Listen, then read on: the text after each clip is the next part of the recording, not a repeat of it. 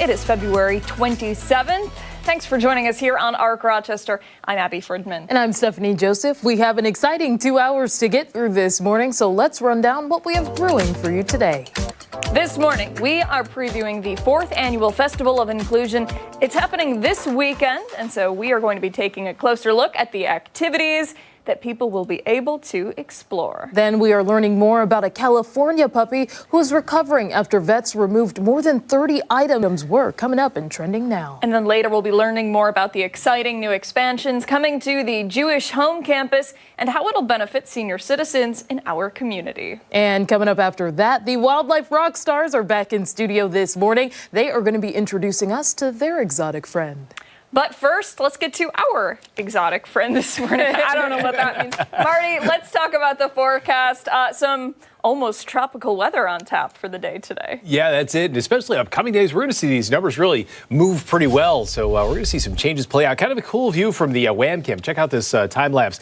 We did see some fog try to set up, and that really held on for a couple hours there. But also notice just in the last 15 minutes, we're seeing that one little pocket that's been up at the top of Pinnacle Hill enshrouding that top of the one hill there in the cloud cover. That has begun to break open just a little bit. And today we're going to see temperatures in the lower 40s for highs, mostly in the very lower 40s during the middle portion of the day. And then we slide back into the 30s as we head later into the day. And that may allow a couple snow showers to form later in the day, but just scattered activity. That should be it. 24 tonight, 32 for tomorrow, and then still above freezing just a little bit into Saturday. But notice Sunday will really drop back.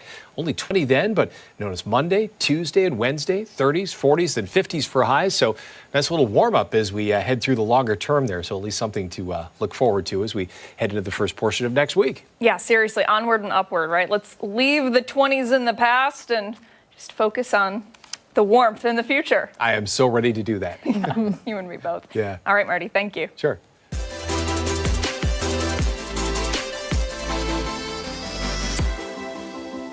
During the month of February, 13 WHAM is celebrating Black History Month by sharing the contributions and advancements made in our community. Today, the Honorable Teresa Johnson was the first African-American woman to serve on the Rochester City Court, elected in 1990. Judge Johnson served as an acting administrative judge and supervising judge for all city courts within the 7th Judicial District and served on the bench for over 30 years before retiring in 2023. You can keep up with our Black History Month coverage on 13wham.com.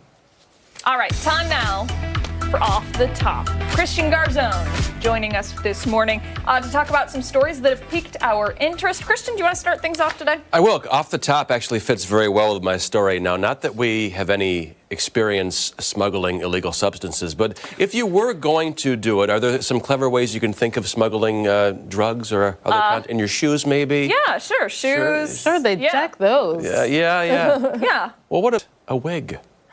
A guy in Colombia was caught. I think we're going to see video here, getting his wig cut off the top. Here we go with 19 little capsules there of cocaine. Oh my gosh. In his wig. And this is at, what's the name of the airport there? I can't seem to find it. But yeah, the Glevar Yesed Pena Arcade. No, that's the guy's name. I'm so anglicized. I have no flair when I speak about anything in South America. But yeah, at an airport there, they busted the guy. That was glued on there pretty tight, it looks like. Yeah. It's kind of gross looking at first, but then peels it off, and there we go. Little vials there of cocaine. Look at that. What do you think is going through his mind right there? How much that hurts probably coming off his head. Yeah, that glue is pretty heavy duty, I would imagine. I just wonder how they managed to sniff that out or figure out, because it looked like a pretty good wig. Yeah. You're good at looking at hairlines, Abby. I mean, what do you think? What? Like, do you think that looked real, though, right? I wouldn't suspect, like, oh, gee, there's coke in there. Yeah, I mean, it looks legit. It looks real. It's probably like the sensors, right? When you go and you do the full body scan. Yeah. It probably I don't know. Yeah, well, lit that's like blue or something. 10,000 euros or so worth of cocaine in there, so probably maybe $9,500 or so. Oh, so, my God. And I don't want to know what the laws are in Colombia or the consequences of that are.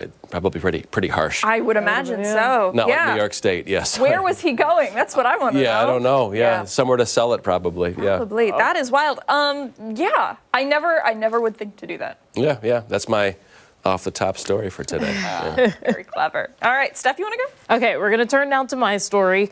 So I always have this question that I pose. To be or not to be, what's in a name? I went over whether it's a sign, advertisement, or art. So I have another question, this time involving Birkenstock.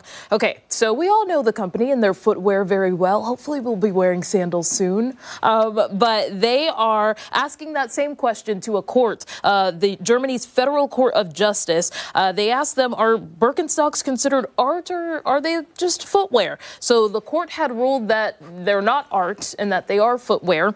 And so the background in this being that Birkenstock had sued 3 competitors. They were not named, unfortunately, so I can't tell you who they are, but 3 competitors who had sold shoes that were very similar to their sandals. So they were calling for an injunction to stop the competitors from making those copycats. I mean, we've seen dupes here and there, so I'm sure that they were making dupes. And they also wanted a recall to be issued to stop the sandals that were already on the market from being sold and also to destroy them as well. So they were calling for a lot here. So their case being that it's a copyrighted protected work. So it is art, and this should not be allowed. What do you guys think about this, given that we've seen so many dupes on the market here? I don't know. I guess I see the need for it, but can sandals be art? Automatically, I think of just like, what a waste of a discussion, but I get where they're coming from. There. Well, people call anything art these days. It's crazy. I've seen a urinal on its side before in a museum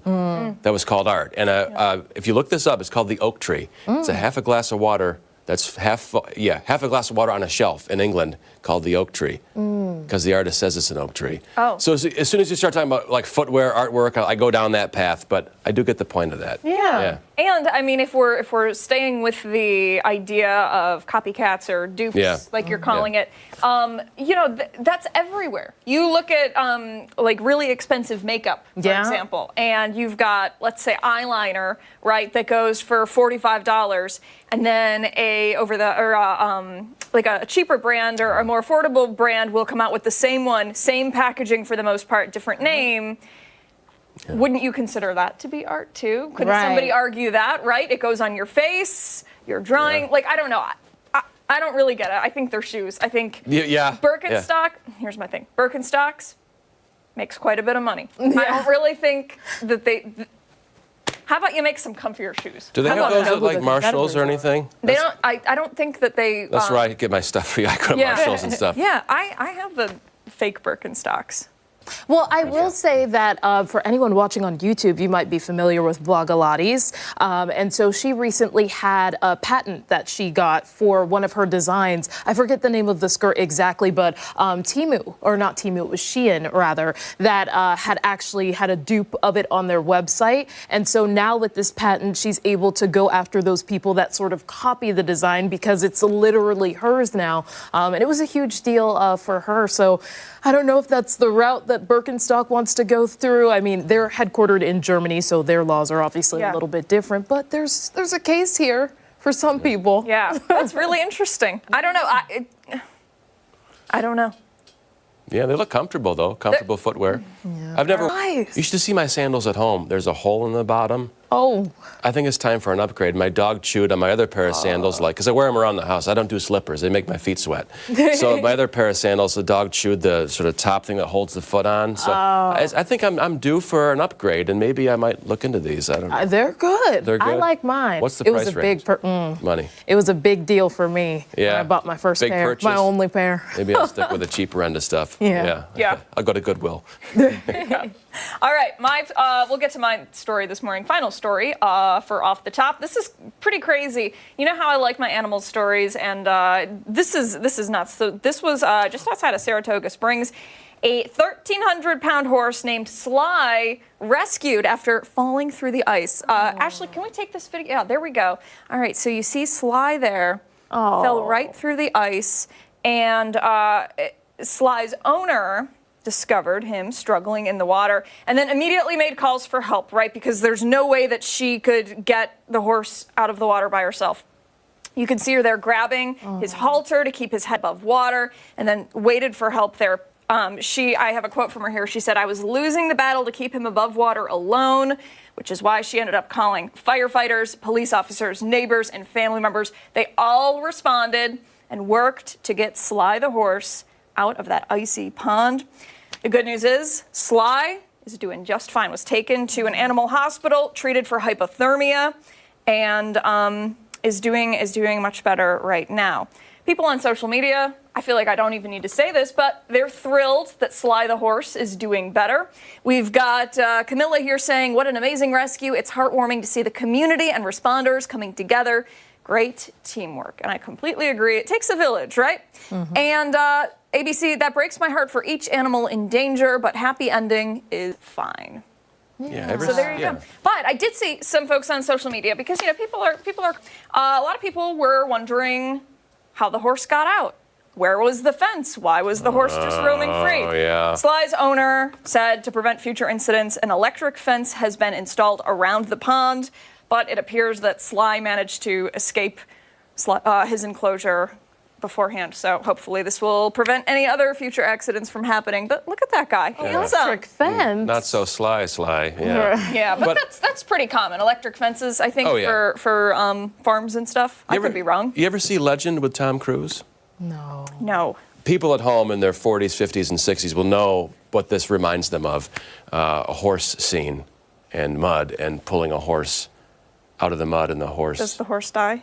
I'm not gonna. I can't even talk about it. I don't want to talk about it either. Talk about it. No. This one has a happy ending. Yeah, this one does it. thankfully. So I guess we'll look forward to that, and hopefully Sly's doing good. Time right now, 8:12. Much more to get to here on ARC Rochester. When we come back, we'll check in with Chris Lopez. He is getting ready for spring. He's live at a new plant boutique this morning. And don't forget that you can watch us on the go wherever you are by streaming us live on the 13 WHAM YouTube channel. We're back after this.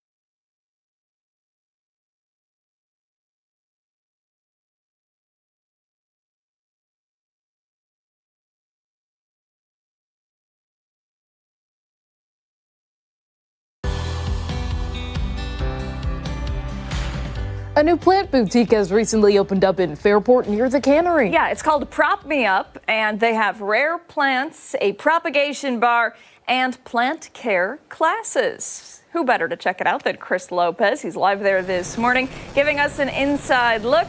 Chris, what's going on? Hey, good morning, guys. Yeah, so we're talking propagation in this hit. It's been around for about 10,000 years, but it's new to some people. It was new to me before I met my girlfriend. And I'm going to bring in Selena Caswell, owner here at Prop Me Up, to talk about propagation, what it can lead to, how do you start, and tips and tricks for people, because you can do this at home. Of course. Anybody can do this. I mean, you can buy big, beautiful vases, but ultimately, any plant that, let's take for instance this little guy here, has these little. Honestly, you can try anybody. Let's be real. Not every plant is going to survive, but this is a good way to try. So I kind of cut him off one plant. I put him in just regular tap water. I myself like to use some hydrogen peroxide in my water. It will kill all the bacteria. It takes a little boost of oxygen to the roots. And this can live very happily in here for a very long time. And it's literally, anything that holds water can hold a propagation. A lot of people don't know the term propagation, but all it really means is growing a piece of a plant in water. And so you can put anything in there that thrives with a node or that can grow roots in water. And then ultimately, at the end of the day, it can turn into anything. This is really beautiful. Cool and beautiful. This is one of my favorites. I worked hard on her, but she grew, all of these plants kind of grew in one vase together. And I mean, as you can see, they're thriving. And so I stuck them all together and they're doing beautiful together. And I love these are made for strawberry plants, but I love them for these because I can put different plants in each little slot. And it's just gorgeous. Again, this one, they all grew in a vase together as clippings. Some of them were given to me from people. Some of them are clippings off my own plants. Some of them broke off a plant and I just shoved them in water, and then it creates this beautiful thing. And a mix. I haven't seen that, or maybe have never noticed a mix of the different plants. Is that common, or is that something that's more unique to you and you're kind of bringing it here to Fairport? I hope that it's unique to me. I don't see this a lot. Me neither. And I think that it's so cool and so special, and I think it brings so much more interest to a plant. And plants do so much better if you put them with other plants that they naturally grow with out in the wild. Sometimes even things that they don't naturally grow with. They all put off different hormones and different things. So, like people, we all do better together. And so I kind of figured this out, trying to make more space at home for more plants by combining stuff. And then I just grew this huge love of how these look together.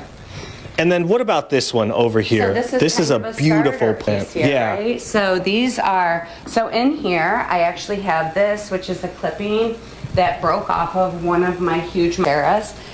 So as you can see, it's already starting to put out a root here. This is going to be a whole plant one day. This guy here was just a plant at home that wasn't doing so hot, so I rinsed them all off and put them in here. And then anything kind of that, here's another one, right? They're all in, they're all different ways. If you put a pothos in with all of your propagations, their hormones will increase the growth of every other plant, which is really kind of a cool fun fact. So you'll see them in all of my little bottles all over the place. I pop them in there.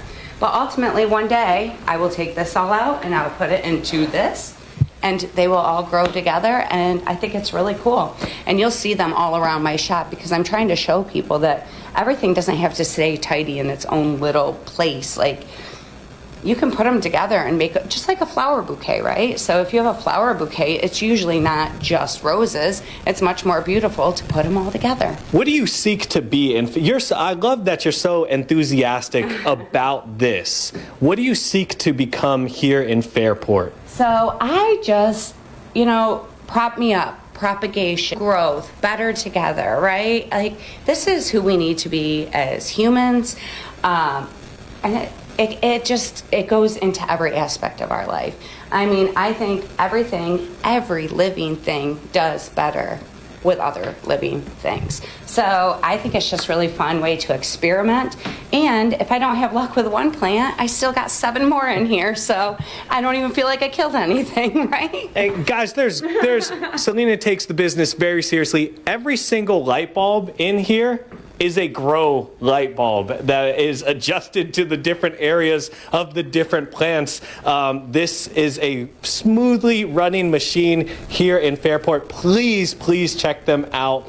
11 o'clock to 7 o'clock on the weekdays, 10 o'clock to 4 o'clock on the weekends. She will be here to help you out, and she is a wealth of knowledge. Check them out. We have one more hit here on Fox Rochester. A ton of knowledge to learn. We could have spent all 5 hours here at the show. I'm going to send it back to you guys in studio.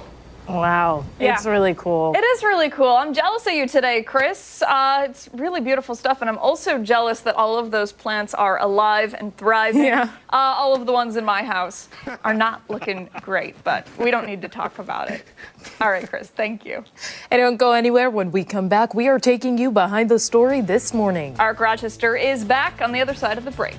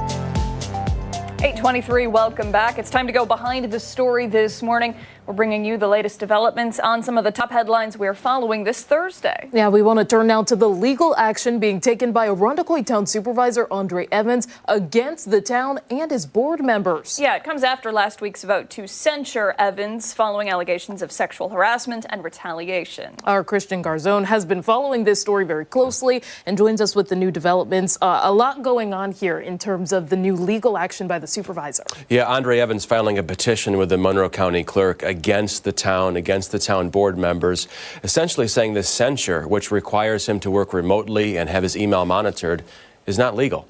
So we'll see what happens with this. It's just the next step here in this ongoing phase of saga of Andrea Evans.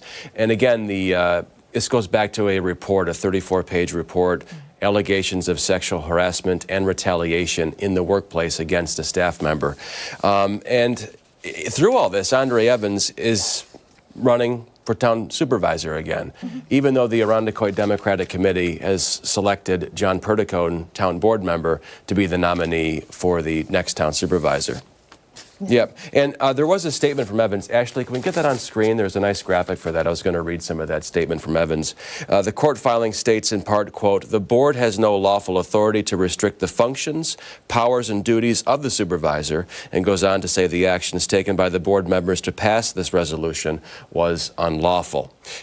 Yeah, just a statement there. Again, next part of this saga as we continue. We really have to wait to see what happens here. I'm curious how the election's going to go and everything else. Yeah, I think we all are. I want to talk about what it means, this censuring of Andre Evans. Yeah. Essentially working from home, correct? And there's one other thing. It's stuck in my mind. No, it's okay. Emails get monitored, working from home, essentially separated from the town board. So I think he really feels at this point left out. Now, the board members I've spoken to, they've talked about the morale there alone when Evans is in the building is just really, really depleted.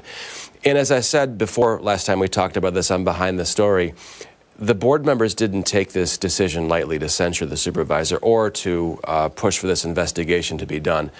Really weighed on their minds. So I could tell this was pretty significant for them to take these actions against Andre Evans. And, we always do reach out to Andre Evans, and usually he says, not at this time, won't comment. But certainly this motion that his legal team is taking says a lot. Yeah, and you briefly talked about it, the 34-page report that we got the chance to look at. Yeah, there it is. I'll clip together for you there. Yeah. Some of the things that are allegations against him, improper language or offensive language that is maybe a little sexualized, very sexualized. Yeah. And this is claims from a former staffer. She's no longer employed there. Correct. She resigned, and when we go through the paperwork here, we really have to say allegations because her claims are there. Mr. Evans will remember them differently or not remember them altogether. So it is a bit of a she said, he said, she said back and forth. But either way, you do have a lot of the board members there, I think, who observed this behavior. It wasn't just this staffer. This also has the accounts in there of other town employees who witnessed some of this stuff. I won't repeat them on air. But, there's a lot of there, certainly. I think enough to say, hey, we need to select someone else to be in charge of the town. Like, please don't run for re-election. We're going to censure you. But Evans is staying in the fight. And we've been seeing a lot of town board meetings recently. There have been some tense exchanges. I know one that was, I believe, within recent weeks, where Evans, we had heard from him for the first time when it came to this, because, we have had those statements where he has deferred to his attorney or has said he can't comment, and basically defending himself and even going as far to call it a political, sort of politically motivated move. But also we heard from town board members when they were looking to hire an attorney, for example, so that things can move along. So it has just been an interesting exchange. We know the district attorney is now involved in this as well. So just one of another legal battle that's happening. It is, and I think you might have been referring to that meeting where protesters brought in signs, and he wanted the signs removed, and the police just said, look, this is their right to be here. I don't think they were being that disruptive, but those signs were allowed to stay. And there are people who support Evans who are claiming this might be a bit of an act of racism. He is a black leader in the neighborhood, the area rather. So he does have supporters out there who want to see him stay. And some have come to the defense saying, look, I've never seen this kind of behavior in Mr. Evans. This is completely foreign to me, this report. This is not the Andre Evans I know. So again, we'll give you the updates as they come in. Still a lot more to come with this as we go on here in the town of Irondequoit. All right. Christian Garzone, thank you for the updates. We appreciate it. You can read all of these stories over on 13wham.com. Hey, stick around. We have so much more to get to here on ARC Rochester. We're back after this.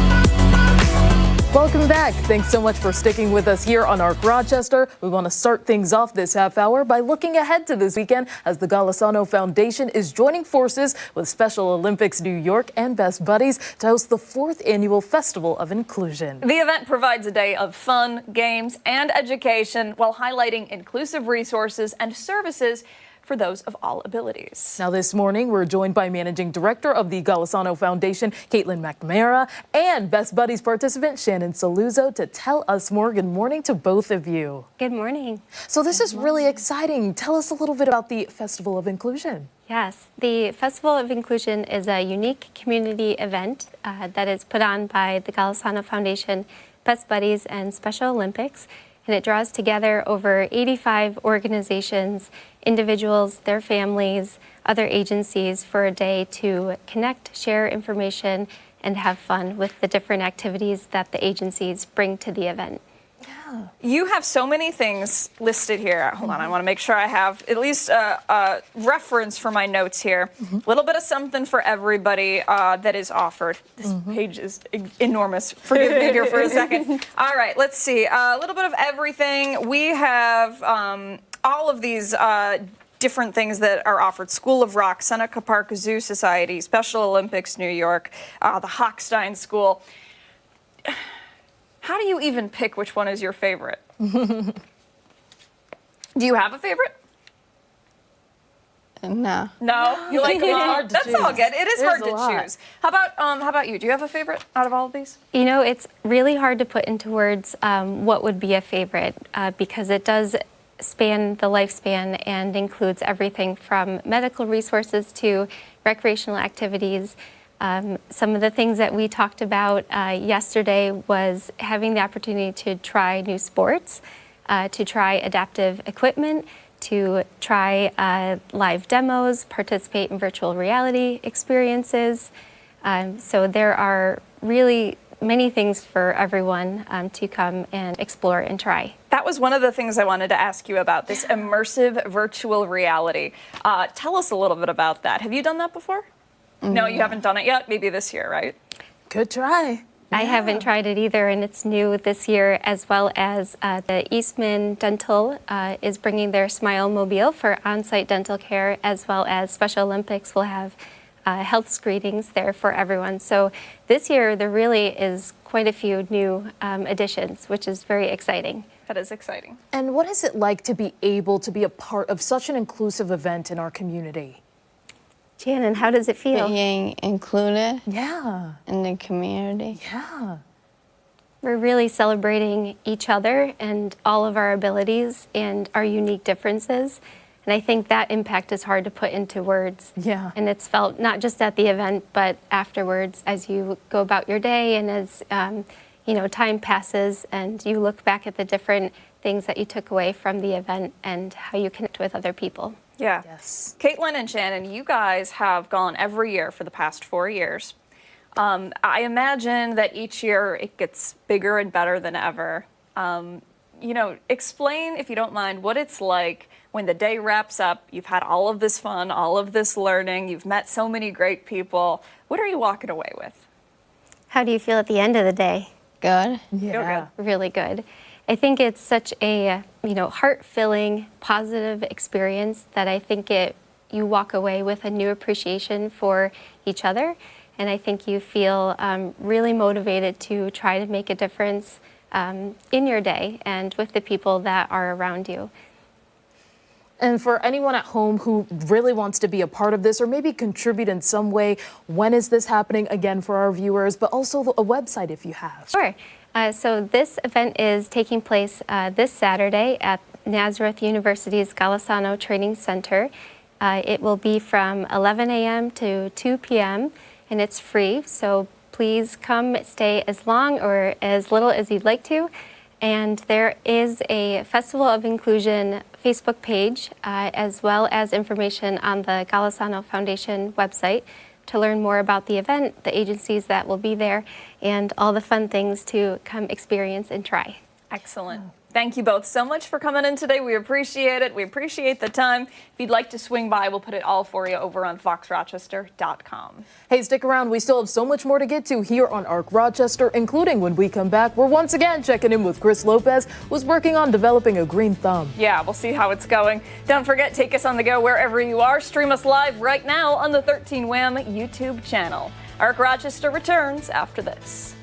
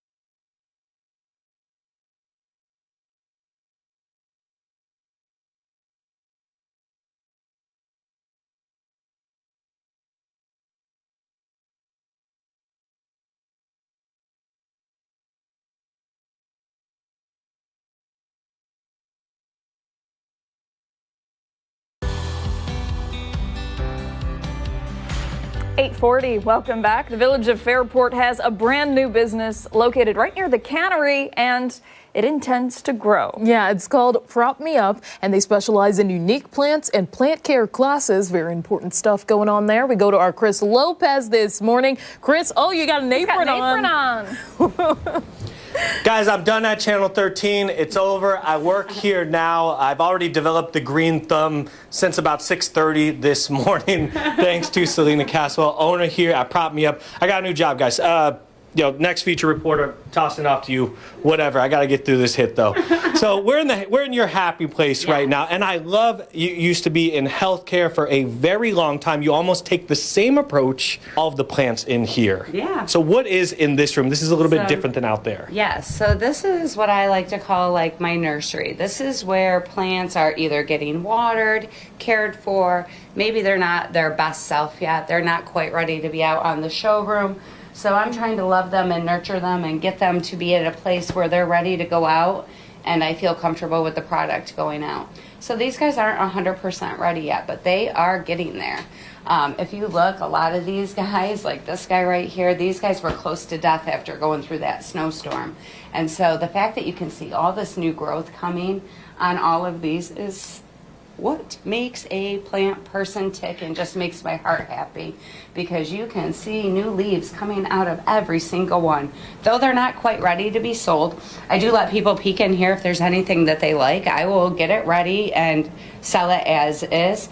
It's just not maybe the product that I would be the most happy sending out of the door as is. And I love that you have stuff for everyone. I want to go to someone who has a black thumb, like Abby Friedman. Again, nobody has a black thumb. You just got to figure out what plant's right for you. So for people who think that they're always killing plants or they can't do it and everything dies, it's really just kind of figuring out your lifestyle. ZZ plants, there's 2 different varieties here. These are so resilient. Almost anybody can keep these alive. And if you can't, it's probably not your fault. It's probably already a sick plant. So I wouldn't take it personal. Another great one is the snake plant. This is great for somebody who thinks these can tolerate a lot of drought. When you start to think about where a plant lives naturally, right? So snake plants, they can live in all weather. They can live in drought. They can live in monsoons. So these are great for people who aren't sure. So when people are starting, I always try to tell them to go back to the basics, right? Okay. The traditional, the ZZ, the snake, a good old traditional pothos, which I've kind of paired up here because those are everybody's favorite. Those are flying off the shelves. Many of the plants here on this shelf are not pet friendly. Okay. And so there's a couple of things. So that could mean they could be very toxic to your pet, and or they could just cause some irritation. I have a cat. I have 2 huge dogs. I own many of these plants in my house. And I think animals are much smarter than we give them credit for, because they'll eat everything but the ones that are poisonous. Not Tiny Tim, that the cat, the orange cat that I have at home eats everything. And I want to go over to this. This is really cool. This reminds me of specialty coffee. Yeah, so everything that comes out of here, I want it to survive. I want you to be successful. Though we've been so busy this week, I've only just now gotten this little folder together, but with each purchase that you get, you're going to get a How to Care For Me guide. And in here, it is going to tell you a little bit about what kind of light this particular plant likes, how often they like to be watered, what they want their soil to feel like, and kind of how to water them. Watering can be tricky for people. And is it pet safe or not pet safe? That's super important to people, right? Because we all love our pets. And I love my pets, and I want to know, is this something that I need to put high up on a shelf or hanging from the window versus on the floor? So I think these are really important things for people to know when they're buying a plant. And I think it's what's going to help them be the most successful. If someone comes in here, they already have their own kind of propagation. They're pretty savvy. Mm-hmm. Are you willing to just give free advice like you have throughout the morning? Yes, absolutely. Anybody who walks through my door, I am going to give them all my tips and tricks. I'm not hiding anything. It's nothing that I think is a secret. I'm not trying to keep it away from people so they'll bring their stuff to me. I'm trying to make them so that they love them as much as I do. I want everybody should love this. Like, it can be so fun and cool and interesting. I'm a why person, so in my whole life, if you can tell me why I'm doing something or show me a seer, a toucher, a feeler, it makes sense to me, I can be successful. But if you just take a plant and you have no idea what to do with it, it's kind of hard to be successful. So I think that if people do well, they're going to keep coming on back to me for more advice and maybe some troubleshooting, because, with any advice and any living thing, you can give all the advice you want in the world. It might not work for everything. So I love to troubleshoot with people. Figuring things out is what is fun to me. So yeah, I love it all. Come check this place out. Weekdays, 11 o'clock to 7 o'clock p.m. Weekends, 10 o'clock to 4 o'clock p.m. Just simply for the knowledge to talk to Selena is absolutely amazing here, is worth the price of admission. She has so much to give around here, from plants that are for people that are probably away from home for a little bit to people that want that more intensive care, like these golden pathos right here. These are pretty cool. I'm going to send it back to you guys in studio. May I have something for you, Abby, for your black thumb? Ooh, we got to fix for that. Sending it your way. You're making me feel a lot better about it, Chris. Thank you. When Arc Rochester returns, we are previewing the new production coming to the JCC Center Stage Theater starting this weekend. We're back after this.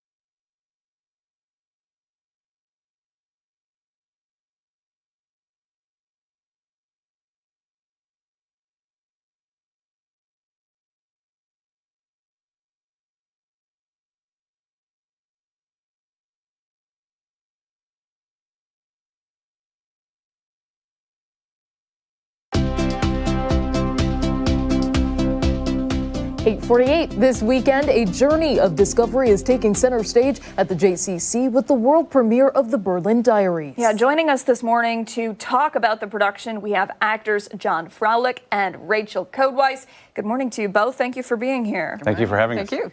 This is the world premiere, so obviously a monumental moment. Give us an overview of the show. Yeah, so the show is about a woman who goes on a journey to discover what happened to her family decades after the Holocaust.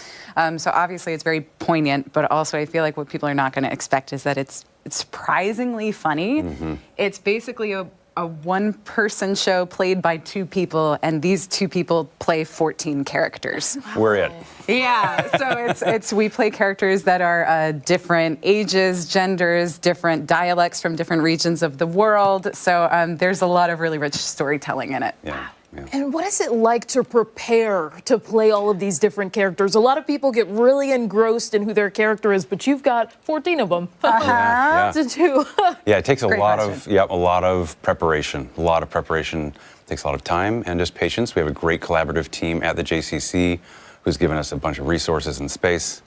It's been really great. Yeah, and I think the unique thing that we bring to it is we were professional actors in New York. We still do professional work. The JCC has graciously invited, we have our own theater company, to collaborate with them as a partner.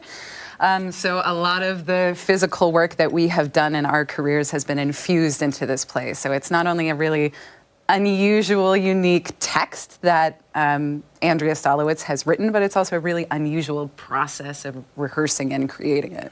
I'm curious to know more about this picture that we have up on the screen. yes. All the suitcases, what is that? So travel is a big theme, and not just travel geographically, but sort of through time.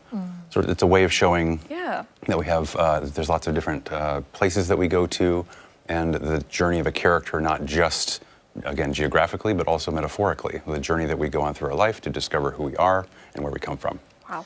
And as you were going through the text here, was there any moment in particular, without giving too much away, that you really feel conveys the message or that you hope people connect with?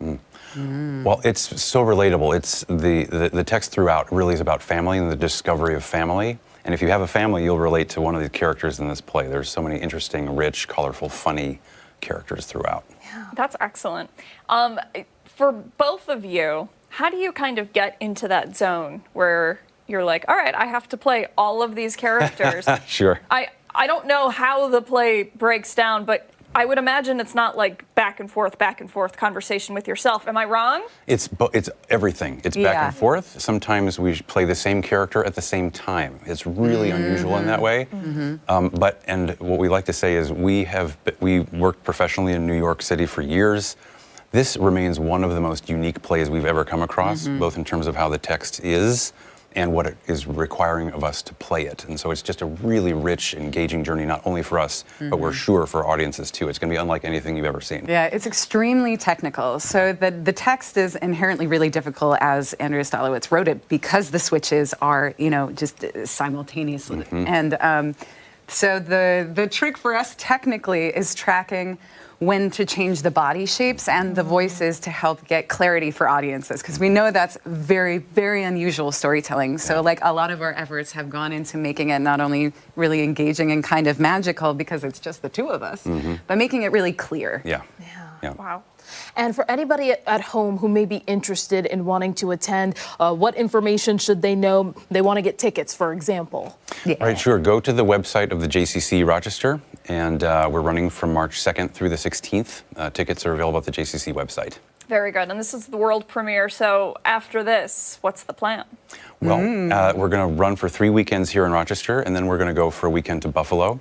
And then we have, as our theater company, we have our project happening in August. Very good. Lots good. to look forward to. Excellent. Well, break a leg, you two. Thank you so much for coming in today. We appreciate it. Thank you. Always, ticket information will go over on foxrochester.com. Hey, stick around. We have so much more to get to here as we continue into the 9 o'clock hour. Yeah, we're back after this.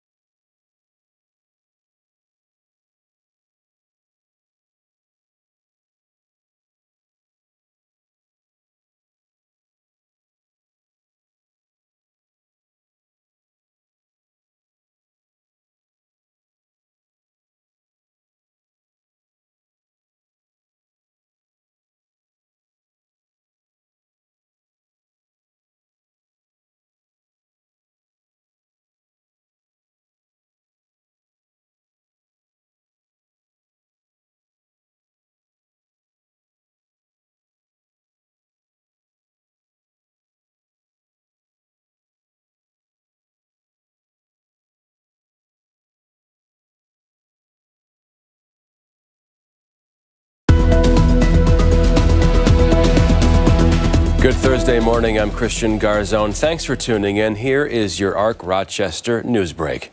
2 Rochester city schools will be closed today as a power outage in the area heads into a second day. Both Andrew Langdon Middle School and Rochester International Academy at the Jefferson campus are closed. School-related activities are canceled and staff are not expected to report. We're working on getting more information on the power outage and we'll keep you posted on air and online. Breaking overnight, actor Gene Hackman and his wife have been found dead inside their New Mexico home. The Santa Fe Sheriff's Office says the 2-time Oscar winner and his wife, Betsy Arakawa, were found dead inside their New Mexico home Wednesday afternoon. Hackman's career spanned 5 decades, including films like Hoosiers, Unforgiven, Superman, and The French Connection. Investigators say his dog was also found inside the home dead. A cause of death has not been determined, but authorities do not suspect foul play. Gene Hackman was 95 years old. His wife was 63. New this morning, no one was injured. 2 apartments were hit by gunfire. It happened just after 11 o'clock on the city's north side. Police say 6 people, including an infant, were inside an apartment on Ward Street, while 5 people, including a 9-year-old, were in an apartment on Emmett Street. Thankfully, no one was injured and no suspects are yet in custody. Also new this morning, a 30-year-old man is facing a DWI charge after a rollover crash on Chili Avenue. It happened just after 12:30 near Wellington Avenue. Police say the 30-year-old was traveling westbound on Chili when he drifted into the other lane and hit an SUV traveling eastbound before rolling over and hitting a tree. The 30-year-old was taken to the hospital with what we're told are non-life-threatening injuries. The driver of the SUV was not hurt. A 34-year-old woman is recovering after police say she was hit by a stolen car driven by an 11-year-old boy. It happened just before 8:30 p.m. in the area of Flint Street and Jefferson Avenue.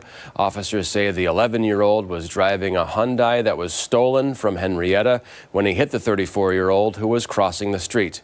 Police say she has non-life-threatening injuries. Investigators say due to the boy's age, he cannot face any charges, and we're told his parents were called and a referral was made to the Monroe County Family Support Center. For all these top stories and any new developments, visit our website, 13wham.com. Stick around. ARC Rochester will return right after this.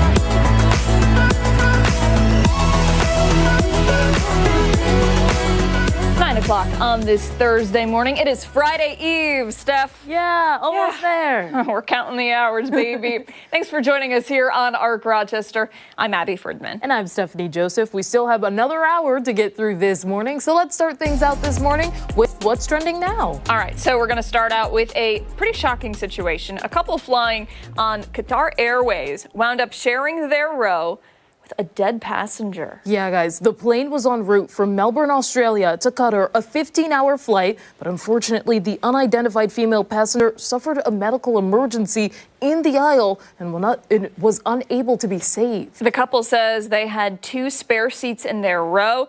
The flight crew asked them to shift over so they could put the woman's body in the seat. The couple, of course, agreed to move, but say they were pretty uncomfortable for the 4 remaining hours of the flight. The couple did ask to move to other unoccupied seats. However, they denied their request. Qatar Airways released a statement saying their thoughts are with the family of the passenger who had passed. They also say they apologize for any inconvenience or distress that this incident may have caused.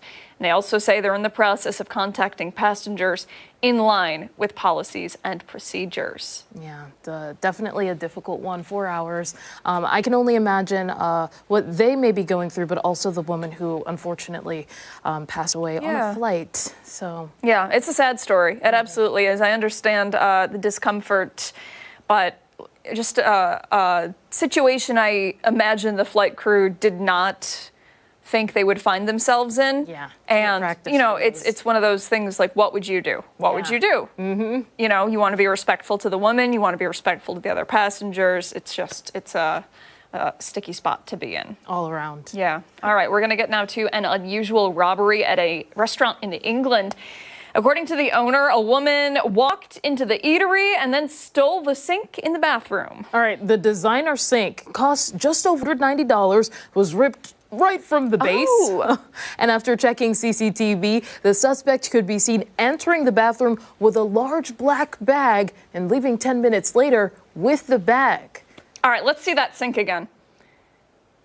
Oh. I like that sink. Yeah, it's very nice. I might take that too. I'm just kidding. The owner said, he said he's seen a lot of things taken from the restaurant before, like knives, forks, glasses, but he says this takes the cake. Mm-hmm. He did say he was shocked that the woman was able to dismantle it within 10 minutes, going unnoticed. Yeah, the owner says he hasn't reported the theft to the police because he believes they have more important things to deal with. I get that. Also, that's a wild thing to steal. Yeah. That is like she went, she scoped it out, she made a plan, Yep. She had her tools. That's wild. It is. I couldn't imagine. It is very nice. I wonder if it was heavy. Is it granite marble? Marble, it looks like. I don't know. It almost looks like wood. Like it's... Could be light, yeah. Yeah, I don't know. I don't know really what I'm looking at. But I imagine that it would be very hard to just take the bowl of it and then like replace it somewhere else. Yeah. If I had to... Now, I don't know a lot about plumbing, but I've seen a sink or 2 installed in my lifetime. It wouldn't shock me if there were some issues then with her new sink. Mm-hmm. If it leaked, if the water didn't get good pressure, like, I don't know. Maybe karma's going to come back around. Who knows? All right, let's turn to our next story, an animal story this morning. A pet owner in California is raising awareness for seriously sock-obsessed dogs after her puppy had 24 socks removed from its stomach. This makes me so sad. This is the dog, Luna, a 7-month-old Bernese Mountain dog. She was rushed to the emergency vet when her owners noticed she was vomiting and had a firm, distended abdomen. As a pet owner, very, very scary when they get sick like that. So the vets immediately performed surgery and were shocked to find over 30 foreign objects inside her stomach and intestines. Luna ate 24 socks, 3 hair ties, 1 shoe insert, a onesie, and other miscellaneous pieces of clothing. Oh. Look at all of that. Oh, That is you guys can't see, I'm insane. shivering like. Ouch. Can you imagine? No, I can't. Oh my gosh. All right, thankfully here, Luna pulled through. She's happy, she's healthy, and on a strict no-cloth diet. You can see her there with the Victorian cone of shame. Oh, yeah. Also, vets and Luna's, owner posted her story to social media to spread awareness on the situation. Some people commenting that Luna should change her name to Maytag. Because she's just like a dryer. Look at her there. You know, she's filled with regret and not socks anymore. Look at that. Yeah. Look at that face. It's very scary. And it's one of those things where when you get a dog, it's maybe like mentioned briefly, like, oh yeah, they like socks, don't let them play with the socks. Yeah. Because they're, you know, likely pretty smelly. But yeah, they'll eat them right up. Wow. Same with cats. Do you have a cat? No, you don't. No, but I had a friend who had a cat in college. The cat jumped onto the mirror. The mirror broke, slid down. The cat was okay. Okay. But it was such a close call thing. Very nerve-wracking. But yes, I know that they're mischievous. Yeah, and one of the things that cats love is Easter grass. Easter grass and like ribbon from gifts. And that's so dangerous for them because it can get stuck inside their intestines. I always get stuck on those horror stories. Yeah. But anyway, Luna the pup is doing fine. She has to find a new snack, apparently. Yeah. Maybe like some bacon strips. Those would be good. Jay likes those. Yeah. All right, let's close things out with some food stories this morning. So we all know about the egg prices. They're on the rise. But what about the price of strawberries? I hate this story. Okay, so social media buzzing right now over the price of a single strawberry being sold at the grocery store Erewhon. It's a luxury store in LA. And I can't even, Steph, go ahead and read it because it's making me mad. They're selling one berry for $19. If you know Erewhon, you know that this is right up their alley, like whether they're smoothies, fresh bar, whatever it is, but $19. So the fruit is being marketed as, quote, the best tasting strawberry in the world. Some people on social media say, yeah, 1,000%. Others are saying they're not even going to buy into the gimmick.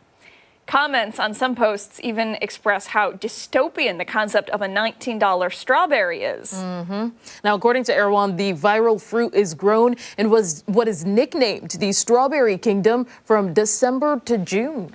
They are grown and meant to emulate Japanese luxury fruit culture. Strawberries are picked in Japan, then shipped to LA, and they have a shelf life of 3 days. Oh, no. Oh, no. Now, among other expensive fruits, it includes a mango for $260 and a pineapple for almost $396. So, you should, $400. Yeah. A $400 pineapple. Believe it or not, the strawberry quickly sold out at store locations and continues to be highly sought after by Californians.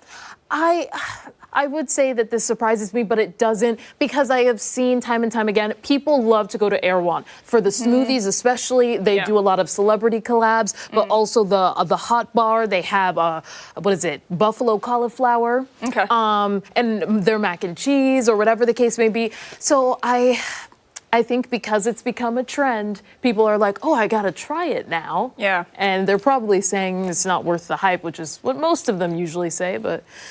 Do you know what's even better than a $20 strawberry? $3.99? $20 donut. How about that? Yeah. Give me something that's gonna like make me not feel anything. Yeah. Like a really crazy, like I would pay good money for that. Or like a breakfast sandwich. Yeah. Like a 20, like you know that you're getting your money's worth. A berry, a single, I can't. Could you imagine if you got a soggy one too?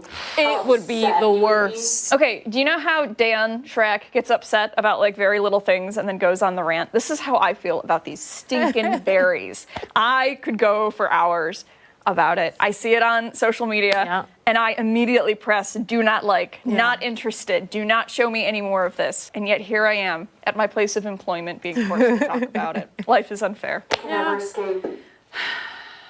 All right, we'll move on. Something way more affordable.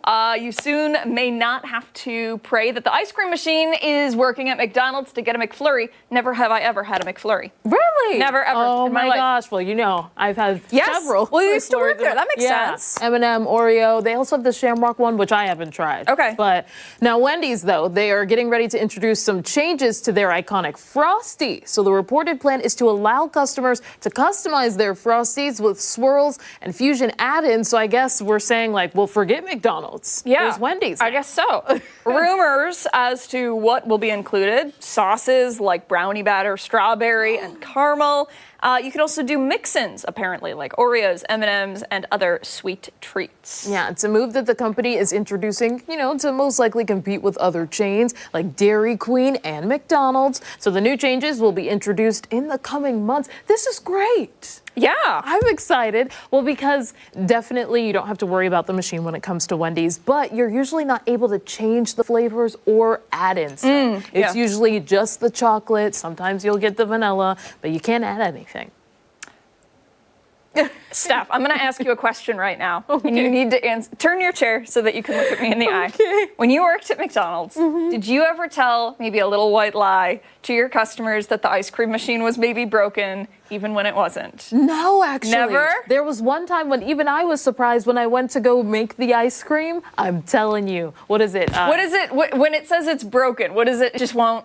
The ice cream is not coming out. It'll be like, I promise. I'm not buying it, Steph. I don't know. All right. Time right now, 9:12. Much more to get to here on ARC Rochester. When we come back, we're learning more about new changes coming to Jewish Home. And don't forget that you can watch us on the go wherever you are by streaming us live on the 13 WHAM YouTube channel. Go ahead and comment. ARC Rochester is back after this. Only if it's nice.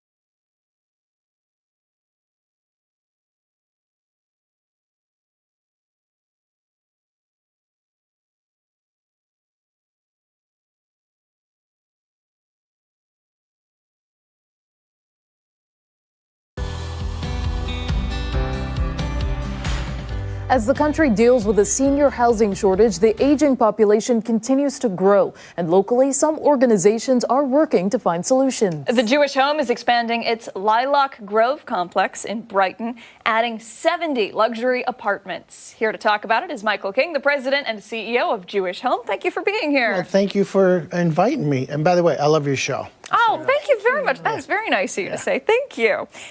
Let's get into it. This is a massive campus already, 75 acres, and you're saying we're not done yet. Yes, we're not done yet. Yeah, 75 acres on our campus, whole wide range of services. We have 14 different services and programs we offer to the community. This Lilac Grove that you mentioned, this is 90 apartments, moderately priced apartments for seniors, older adults, because we've identified really a big need in Monroe County. If you're not aware, Monroe County has the fastest growing aging 65 population and older.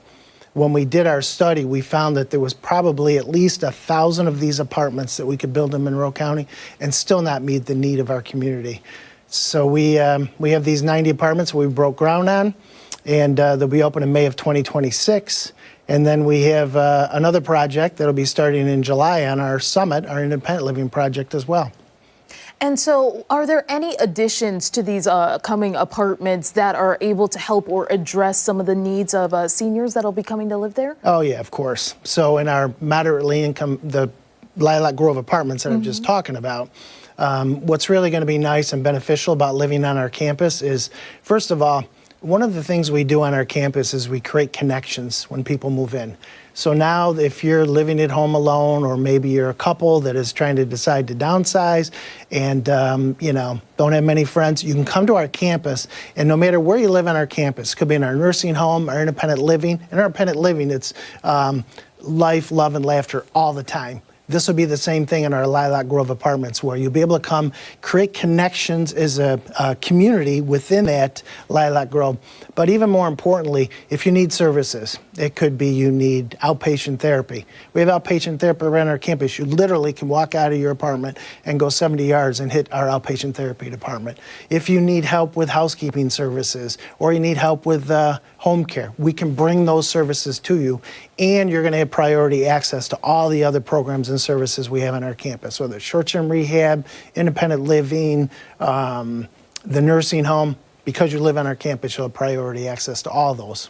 And one of the great things about the campus, just looking at pictures, and we were saying that we had stopped by the summit at Brighton, there's so much activity going on there. Yes. It is not quiet by any means. Well, it's peaceful, I would say. But everybody's up, they're moving. When we were there was a yoga class going on.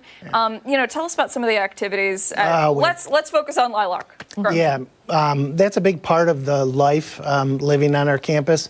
People come because of all the outstanding programmings we do.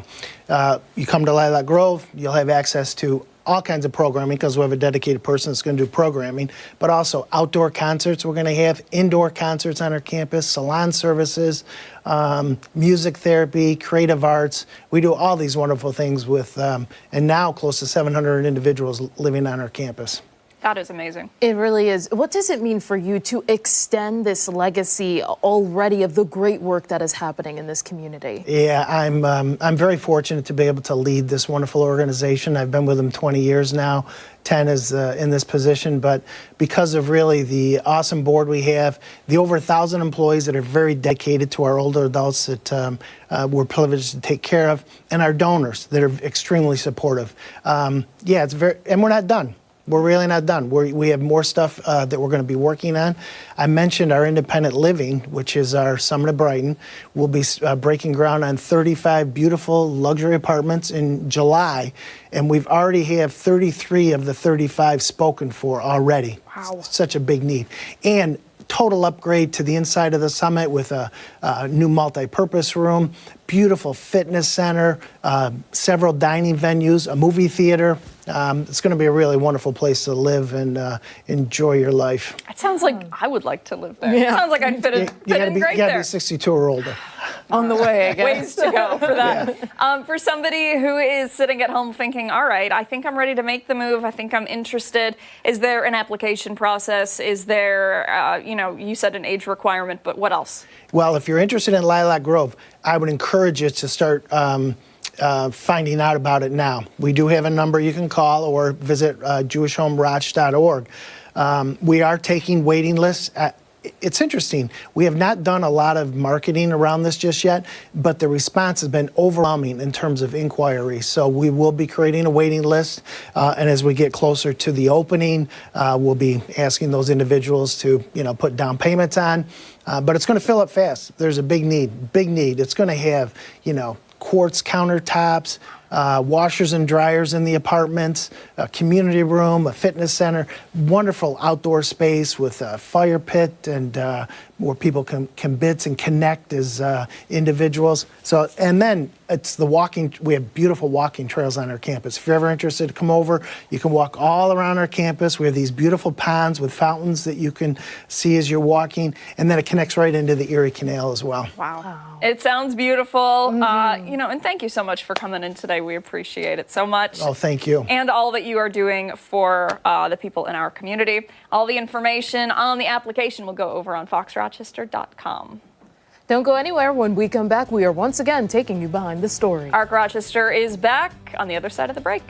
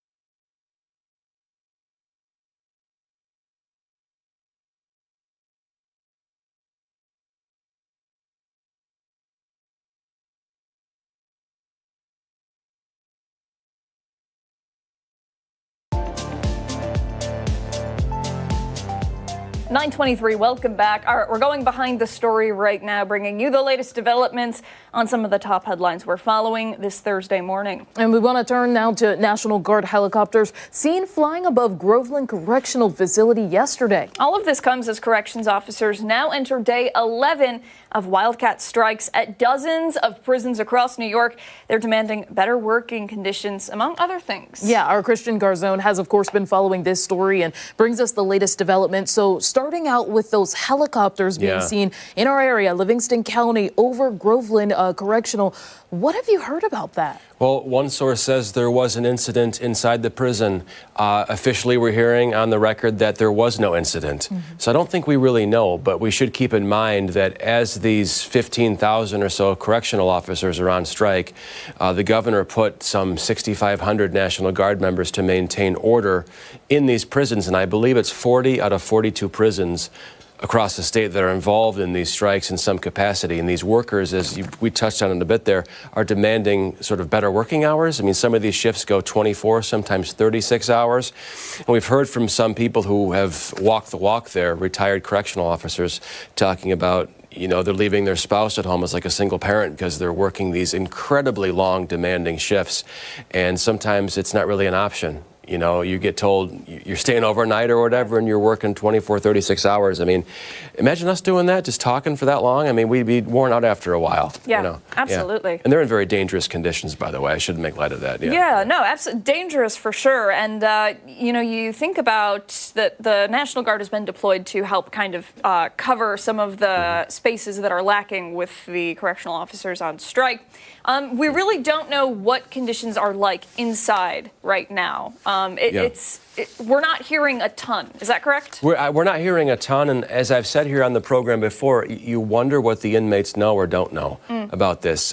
Certainly, if you're looking to, you know, pull off something and you don't have the correctional officers inside, I guess thankfully the National Guard is in there keeping an eye on things. But yeah, we're not hearing a ton right now. But there's a lot of back and forth of push and pull between Governor Kathy Hochul, docks, and then the workers on strike and people speaking on their behalf. Yeah, and ultimately we've heard from some of the people on strike, and they're largely pointing their finger at Governor Hochul for this. They are, and from what I understand from Hochul's office, negotiations continue to try to figure out some sort of remedy to sort this out. Even Kathy Hochul saying, I hear you, I get it. Hours are too long, I get it. Let's maybe talk about this, but that's not really what we're hearing on the ground from some of these people. It just seems like a lot of, they say, she said, and back and forth. Yeah. And the truth is somewhere in the middle, I think, but we'll have to wait and see. Yeah. And I do want to turn to sound from a retired corrections officer, if we can pull that up here. I feel bad for my coworkers that I spent all those years with who don't have enough time to retire. The new people coming in who thought they were walking into a great career, and it used to be. And I can't watch them just go down in flames. They're getting assaulted. They're getting terminated when they go out with injuries from assault. The state's not backing them. They're fighting them for retirement. They're fighting them for disability. I just can't watch it. So that they're just giving a sort of note or look at some of the things that they're calling for.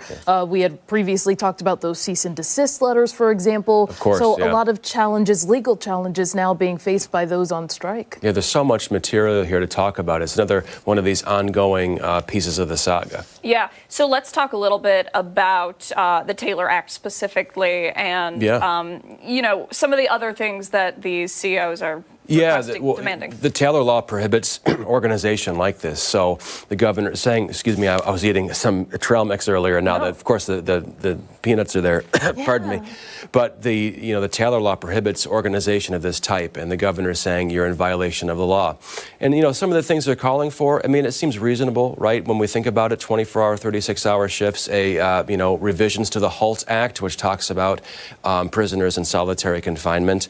Also, perhaps not punishing those who are on strike who are considered AWOL right now, and maybe alleviating some of those burdens. So there's a long list of things, and it's just day by day we get more information. We try to sort it out for the viewers at home. But certainly these helicopters flying overhead, your mind goes right for what's the worst case scenario here. And it very well could be, it could be a training exercise, but who knows? They are flying right over a correctional facility, so you can't help but wonder what the heck's going on inside. Yeah.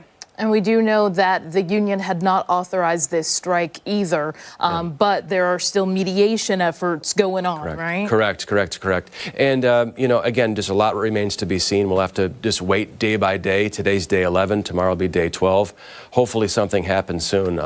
It's just, I can't imagine some of the conditions those guys and gals have to deal with every day. It's got to be overwhelming. Yeah, it'll also be interesting to see if any kind of punishment comes from this strike. Correct. Because that has been brought up several times. Yeah, a number of times it has been. So, again, we'll have to wait and see. So stay tuned to 13 Wham. We'll bring it to you right here, of course. Christian, thank you. Thank you, ladies. Time right now, 9:28. Much more to come here on ARC Rochester. We're back after this.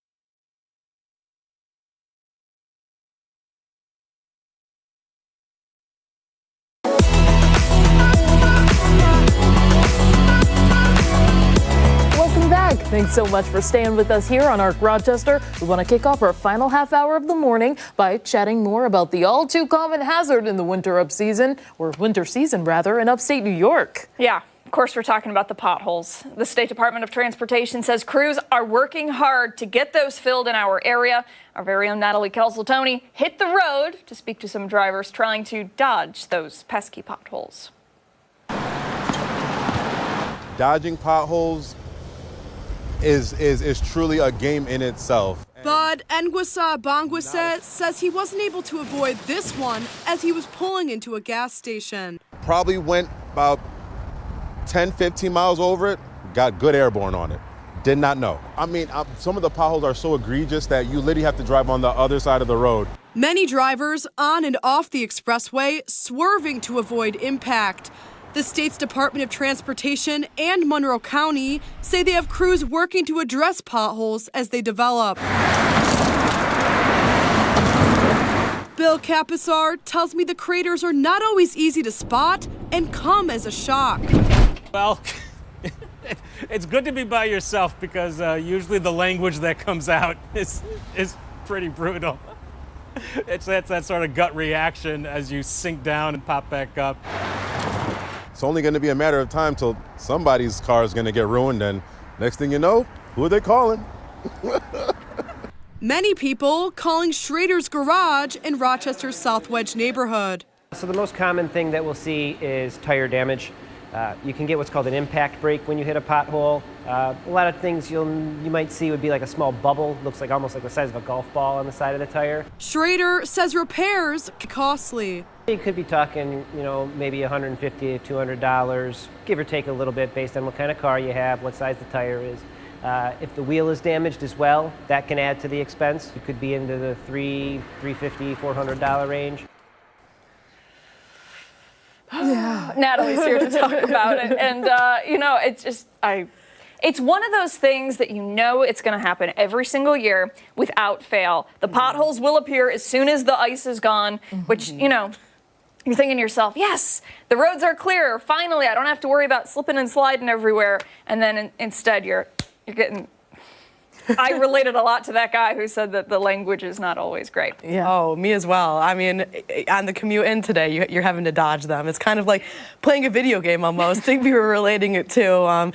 And the troubling thing is it can cause damage to the car, especially if you hit it at that hard impact, which Dan Schrader is kind of talking about in the package. So troubling, And I was really surprised to hear about sort of like the air bubble that can form when it comes to tires. I know going in there, I'm just scared of it popping from, I don't know, something sharp or just how deep it goes. But that damage is very interesting. I thought so too. I didn't know that. I kind of assumed like your tire pops when you hit, but I know other damages can happen to the rim, the suspension, your steering. Dan even said that you might not even realize there's damages right away. It can sometimes be just the initial damage, and then over time it might start to develop. So he said, your car better than anybody else. So just if you notice any differences, definitely go get it checked out. Yeah, there's nothing worse than that flat tire sensor starting to go off on the car, especially after you hit a big bump like that. I liked that we started off with this. Crews are working very, very hard to try to fill some of the potholes, but it's challenging. Oh yeah, and it could be. There's so many, and it could be hard to spot. And they say they're working aggressively to solve the problem. And while there are a lot out there, there's also a lot that have been patched up. I think they were talking about West Henrietta Road is a rough stretch, as we know. Yeah. And there are still some there, but some have been patched up too. So they are working to address the problem as they develop. Yeah, we see them a lot in the overnight hours. At least I did the other day. I'm sure you did too. Crews out there at 2 o'clock in the morning because there isn't a lot of traffic, right? So they can work and they can, try to fix as much as they can while there aren't a lot of cars out there. But there are only so many hours in the day, right? Oh, absolutely. And it's interesting you mentioned the evening. A problem you guys were talking about is sometimes you're driving and you just don't see them. And one of the people I talked to at the gas station was saying it's filled with water, so you might not even see it that way either. When the snow starts to melt or it starts to rain. So. And I know that we're always like swerving or dodging, as we heard in the package. Were there any other recommendations? If swerving or dodging, like you can't do it, there's another hole, should we just slow down, for example? Were there any tips given? Yeah, so it is better if you can to slow down, because I think the damage is worse when you hit it at higher speeds, more impact.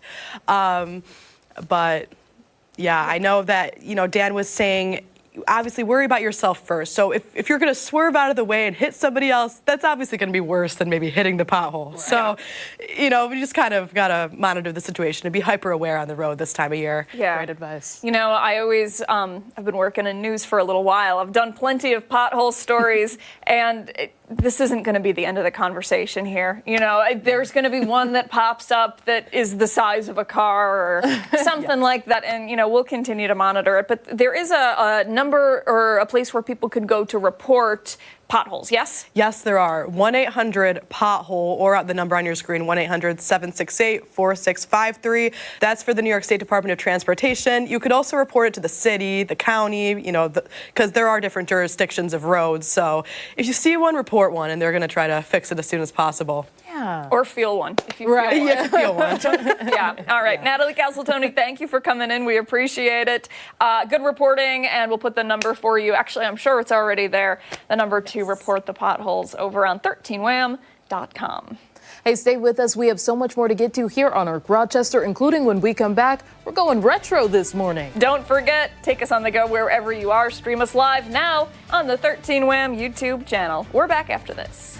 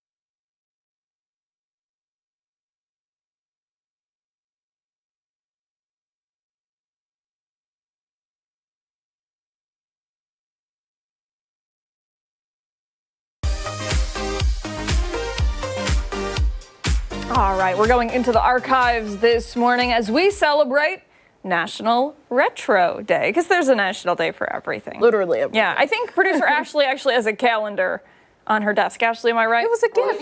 Yeah.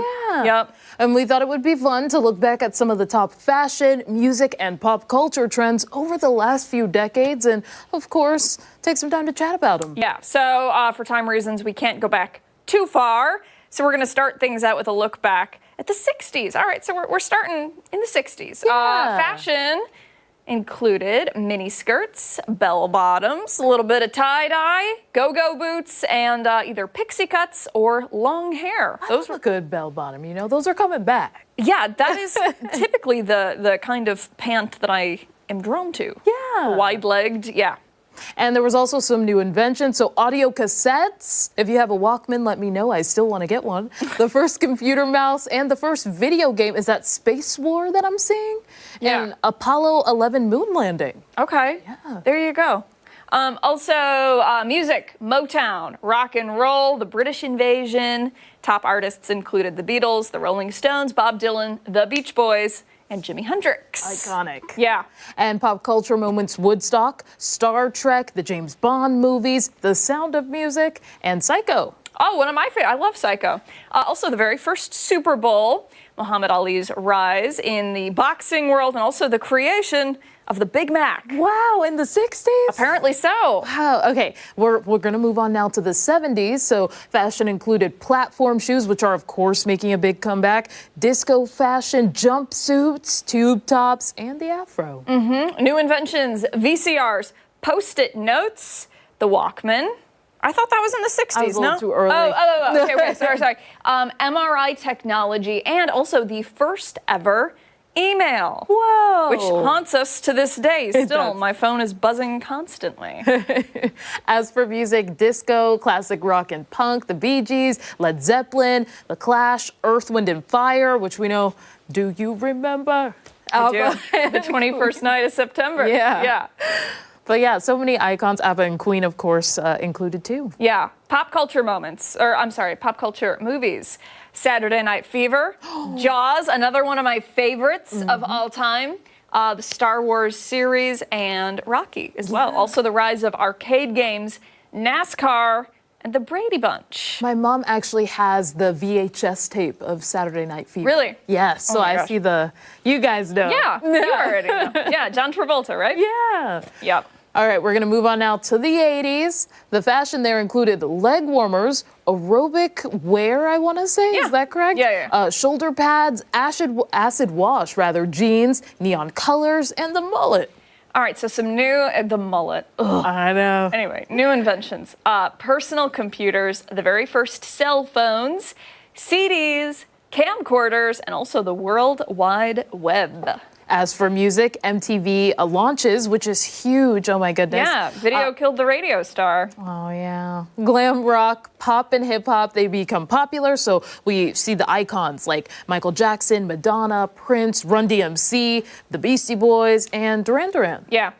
I'm loving this whole thing. I love the 80s. Popular movies, E.T., Back to the Future, The Ghostbusters, and also Die Hard. Ooh, that's a good one. That's a Mark McLean favorite right there. Mm-hmm. Yep. Now, video rental stores, they first opened, and the rise of malls as social hubs. We had Pac-Man, that was the top craze. Diet Coke was launched. It's still around today. And Michael Jordan made his NBA debut. One thing that is not talked about, at least it's not on the list, but should be, it's on the picture, the Orange Julius. Oh. Okay, so when my mom was pregnant with me, she would have these like every single night. No way. My dad would make them with what he has like a recipe for it.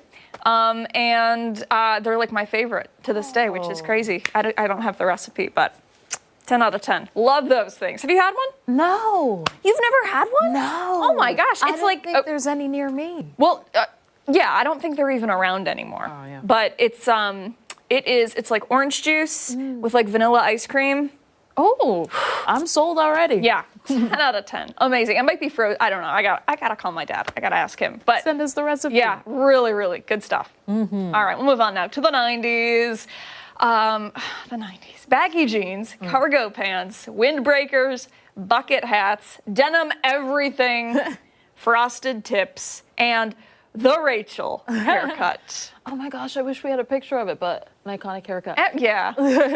As for inventions, they included DVDs, text messaging, Google MP3 players, Bluetooth, a lot. The music here, right up my alley. Grunge, alternative, maybe not boy bands, but the first two, grunge and alternative. Rap also making a debut there in the 90s. And we've got some top artists like Nirvana, Pearl Jam, Tupac, Spice Girls, NSYNC. Yeah.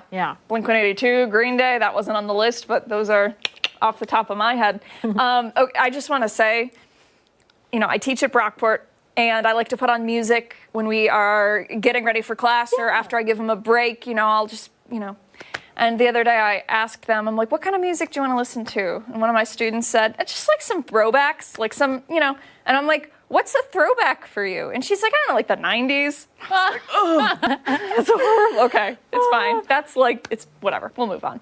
Pop culture. Titanic, The Matrix, Jurassic Park were the top films. Also the rise of sitcoms like Friends and Seinfeld. This was also when reality TV kind of made its debut. And of course, the Y2K panic was right at the end of the 90s. Wow. Okay, well, as we're going from the 90s, we're going to go into the 2000s. So fashion there included low-rise jeans, early 2000s, I should say, bedazzled everything, tracksuits, popped collars. You got the Ugg boots, the skinny jeans, and the pin straight hair. This was a dark time. I'll say it. Inventions included iPods, iPhones, YouTube, the rise of social media, GPS, Netflix, and USBs. I remember my little green iPod shuffle. Oh, yeah? Had so much in there. You couldn't see what was coming up next. Yeah. You just would skip it anyway or appreciate what was coming. Yeah, a little surprise. Yeah. Music, contemporary, R&B, pop, punk, and emo. That's another one of my favorites. Top artists include Fall Out Boy, Eminem, Beyonce, Rihanna, The Killers, and Usher. Ooh. And for pop culture, Harry Potter, Twilight, Mean Girls, big. On Wednesdays we wear pink. Yeah. Reality TV shows also blowing up. Viral internet videos. Who remembers Vine? Oh, I loved Vine. And Yeah. video games became extremely popular. Also, sushi became pretty mainstream in the U.S. Right around then, and AIM messaging.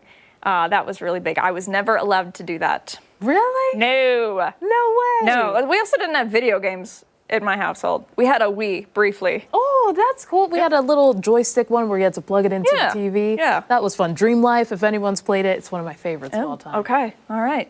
We're running out of time here. So the 2010s, more skinny jeans, leggings, high-waisted everything. I'm assuming pants here. Crop tops, athleisure wear, hipster fashion, and curly hair. Yeah. Ashley, what do you mean by that, curly hair? Curls were in. That was the top hairstyle. Just curls. Natural curls. Okay. Especially with the heatless, but that's more recent. But new inventions include Instagram, streaming services, have a bunch of those, smart home devices, augmented reality, and crypto. Okay, so this was a bright spot in the Yes. 2000s. This was when I was thriving, and I was really happy. Music, EDM, hip hop, and pop. Top artists included Post Malone, Calvin Harris, Grande, Taylor Swift, and Drake. Yeah, as for pop culture, the Marvel Universe, Game of Thrones, Stranger Things, can't wait for the new season, Frozen, social media influencers, and the spread of memes. Let me tell you about YouTube back in the day.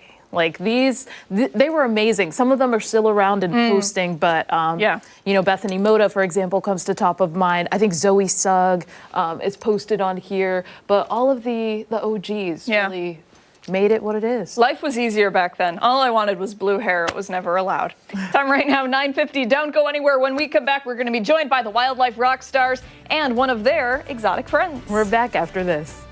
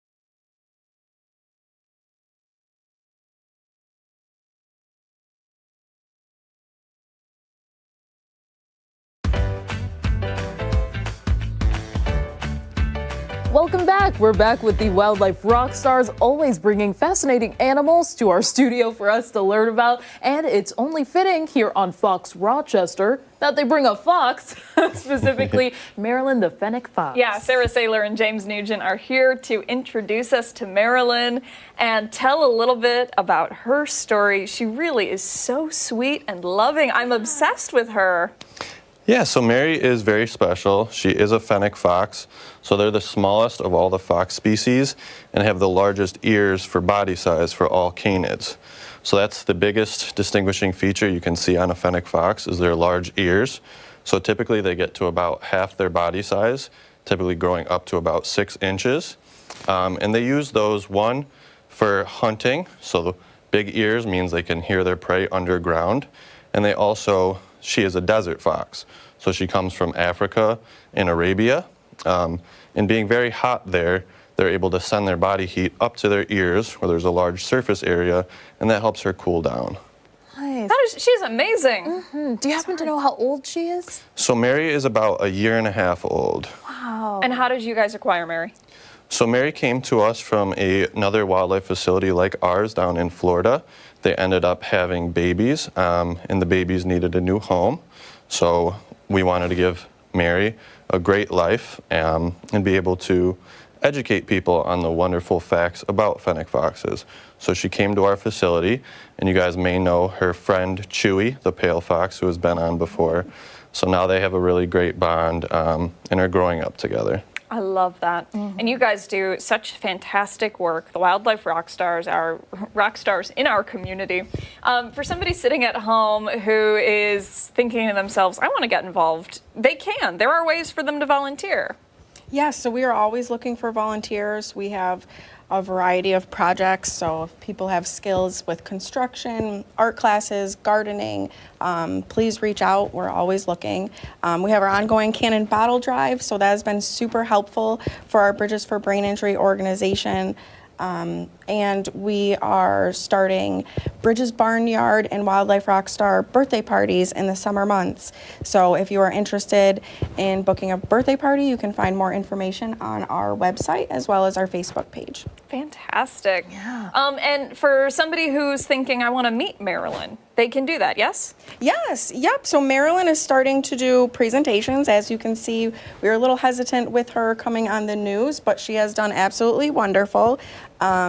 And when she does presentations, she might be at Eastview. So we'll be at Eastview for Wildlife Wednesdays all throughout the summer months. So you may see Mary there. Amazing. Yeah. You guys, thank you so much for coming in today. We appreciate it. Marilyn, you did amazing, my friend. Come back anytime. I'm glad we got the trial run out of the way.